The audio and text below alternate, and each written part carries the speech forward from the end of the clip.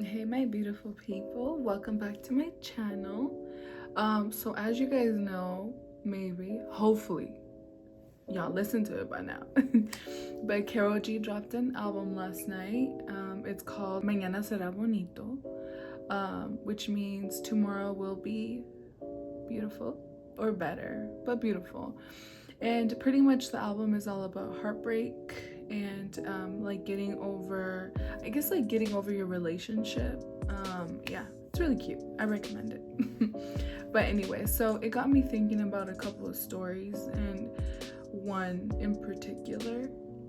So I hope you guys enjoy it. Go ahead and keep watching. I will be looking down for like notes and stuff. I don't mean to be rude. So my story time is I was basically around 1920, and I was in a relationship. I was in a committed relationship. I'm not even gonna do this because it was a committed relationship. Let me not play it down. But anyway, so it was great. It was fun, or at least we thought it was good. So unfortunately for him, I had bad daddy issues, and I don't think he understood the magnitude of it. Having daddy issues. I guess you don't really talk about it often, but when you have daddy issues, it affects your relationships. Whether you want it to or not, it does affect your relationships.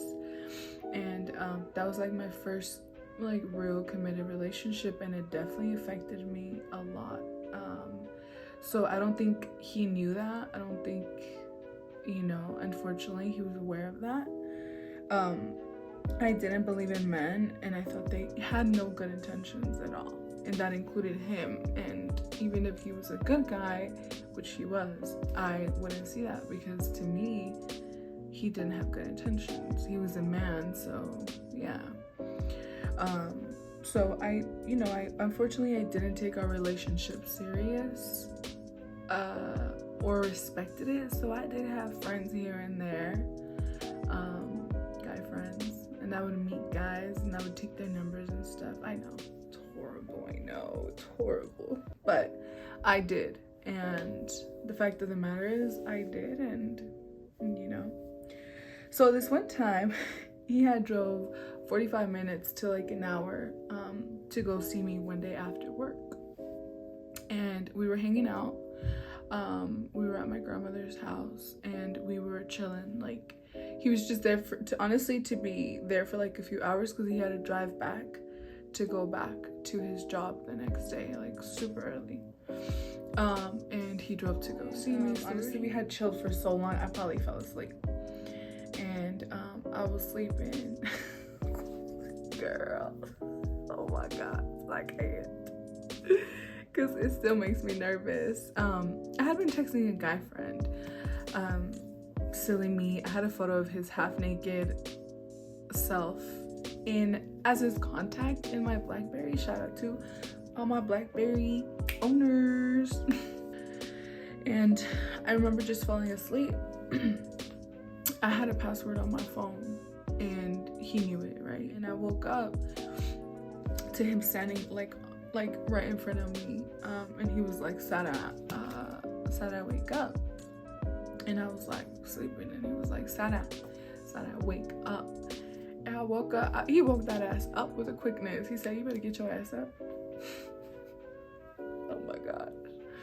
So I woke up and I'm like, what's going on? And I feel for my phone, I don't have it. And I was just like, he's like, who the fuck is so-and-so? Like, he's holding my phone and he's looking at it and he's like, who the fuck is, let's name him Bob, right? So he was like, who the fuck is Bob? Like, showing my phone. And I was like, oh my holy shit. So I was just like, oh, it's like a friend. And he's like, why the fuck do you have a fucking, he's half naked, you can see his half naked body, like. And I was just like, it's old, like, I've been having it. And he's like, we've been dating for 2 years, like, what the fuck do you mean you've been having it? I basically said, look, I didn't know, like, I had it. Y'all, my heart was racing. I thought I was meant to die. Like, I also felt so bad. I basically said, like, I'm so sorry. Like, he's just a friend. And he's like, no. He's like, what the fuck is this? He's like, this is BS. You know, like, what are you doing? You texting this dude. You have a fucking picture of him. Like, how the fuck would you feel? He's like, how would you feel if you looked at my text and I had a picture? Well, I'm texting a girl and, like, the contact, like, she's half naked, you know? And he was just fuming, y'all. I felt so bad for him. He left. I think, honestly, like, he backed up his truck because he used to drive a truck. And, like, he backed up and he hit a car. Like, he hit, like, my grandmother's neighbor, I think. He drove home and I texted him and stuff. But, like, how silly of me, you know, to just, like, and also, honestly, how, like, immature. Like, really? Like, this is what we're doing? Like, we're in a whole ass relationship, but you decide to just text other people. Like, it wasn't cool, obviously. Do I regret it? Obviously I do. I was immature. I was, you know, childish. I definitely learned my lesson. I don't think I like, well, definitely not like, but I don't think I'm into breaking hearts and cheating on people. I don't think that's right.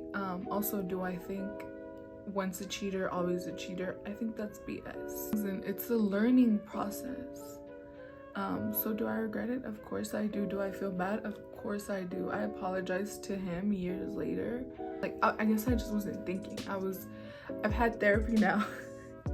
I've had therapy now. Like, I've realized a lot of things. I've learned a lot of things. You know, I really kind of don't like talking about that because it just kind of make me sad to realize that, like, I was out here just, like, kind of selfishly just hurting people. Even though he was actively trying to open up, I was shutting him down and I was taking people's numbers, like, talking to other people and stuff, and I should have just broke things off. Like, I know it's easy to say now, like, well, you should have broke things off. I should have broke things off, but I didn't, and time went on and it never got unhealthy, but it was just a bad time for both of us.